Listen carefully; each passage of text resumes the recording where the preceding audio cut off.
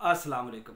आज की अक्सर ये बताना चाहता हूँ कि किस तरीके से हम कुश्ते को जो तूतिया कुश्ता है या नीला तोता का कुश्ता है उसको हम बारंग जो है वो सुरख हासिल कर सकते हैं। अब इसके लिए लेकिन उसमें बाद में हम करंट भी अपनी मर्ज़ी से पैदा करके उसको अक्सरों में जो है वो इस्तेमाल करवा सकते हैं। तो पोस्त रीठा का आर्द लें।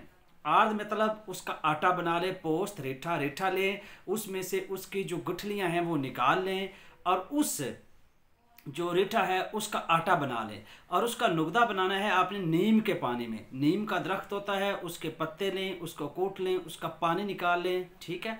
उसमें आपने नुगदा बनाकर आधा नुगदा नीचे आधा नुगदा ऊपर और 2 सिर ओपलों की आग देनी है। नुगदे के दरमियान में आपने तूतिया की यानी नीला तोता की यानी कॉपर सल्फेट की डली रखकर 2 सिर ओपलों की आग देंगे। एक ही आग से बारंग जो सुर्ख रंग में आपके पास नीला तोता का कुश्ता हासिल होगा।